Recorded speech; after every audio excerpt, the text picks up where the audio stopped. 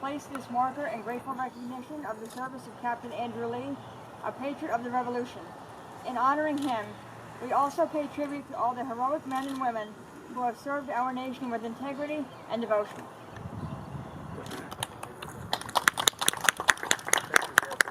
At this time, I'd like to call on Mary Ann West, direct descendant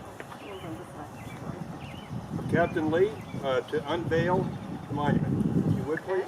Certainly. And I'll say that my 93-year-old father wishes he could be here today. It's his mother who was John R. Lee's daughter.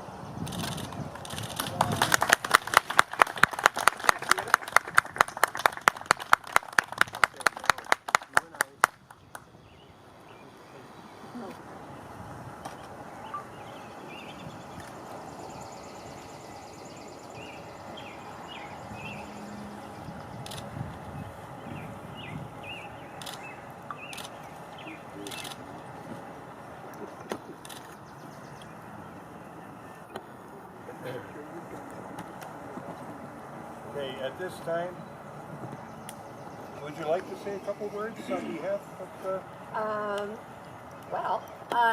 what I will say is, in the research of our family tree, Captain Lee was definitely the most interesting to research, and my cousin Pam Winters and I have spent quite a bit of time trying to locate the father of Captain Lee. We believe we know who it is, and we're still searching. So there are a lot of unanswered questions. The one thing with genealogy is many learn very quickly. Between fire, flood, and wars, a lot of history has disappeared. So that's always a challenge. And I'd say, you know, he's truly a hero. Sometimes nowadays we mix up hero and celebrity. Just keep in mind that celebrity pays a PR person to get their name out. Captain Lee didn't have to do that. Thank you so much. We are celebrating 240-year anniversary of the cemetery. It was originated in June 9th, I believe, 1776, before even the Declaration of Independence. And we're celebrating Heritage Days. It's an annual event held on the first or second Sunday of each June. And the Shawnee Fort chapter we placed a marker for Captain Andrew Lee. And we had a direct descendant of Captain Lee here today. And we had a very nice turnout, despite the weather forecast. We're very thrilled with that. It's 240 years, one of the oldest in the country, definitely in the area, and they're still doing internments. It's still an active cemetery. We have guest speakers in the chapel. Later this afternoon, there's a tour starting right about now. There's a second tour, hopefully, if the rain holds off, after some of the speakers.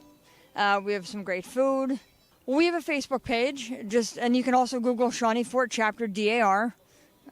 We have decent publicity. You can easily find us. My number is 570-704-9809. Give me a call or send us an email. We'd be happy to contact you and put you in touch with, the documents that you would need. You need to prove direct descent of, and be a woman, of a direct descendant of a man or woman who served in the American Revolution. It doesn't have to be a soldier. It could be providing, like a wheel maker, providing food, things like that. I want to thank Len Luba. He's the chairman of the board of the cemetery.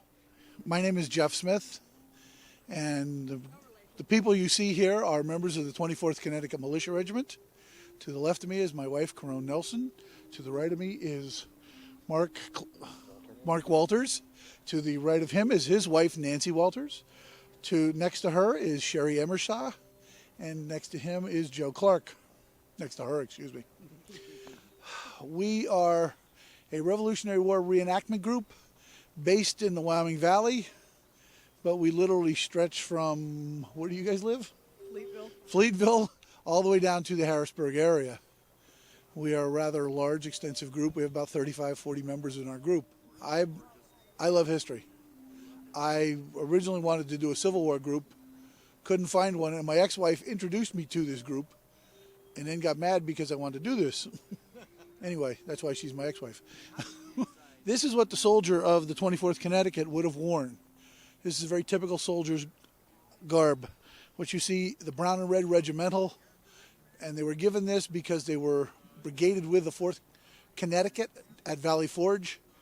The musket is a French Charleville, which is one of the types of muskets that were actually sold to the Americans by the French. They sold it to us for $5 and they loaned us the money to buy it. They also were required to carry a cartridge box, as well as a bayonet and sword. Most of them also carried other accoutrements with them. We're a very nice event, and it's our first time here, at least my first time here. And I thought it was very nice. I'm Nautilus Slutter. I am a private in the 143rd Pennsylvania Volunteers, and we are a Luzerne County group, and that's what, we fought at Gettysburg and went all through the war. Followed Lincoln's call in September of 62 and traveled on through 65.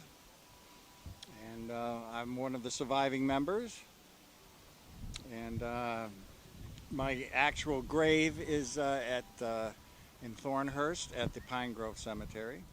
Well, we are here as an invitation of the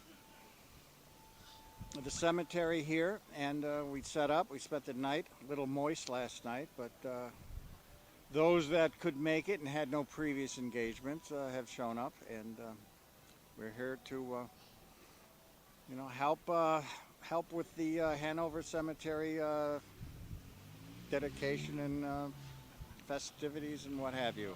Little campfire here, and where we cooked. We had breakfast of bacon and pork loin, and very good. And we had coffee, and that's pretty much all you can do in an open fire with not a whole lot of preparation work. But this happens to be good Virginia tobacco that we trade with the secessionists over the river. What we do, we trade our good coffee for their good tobacco.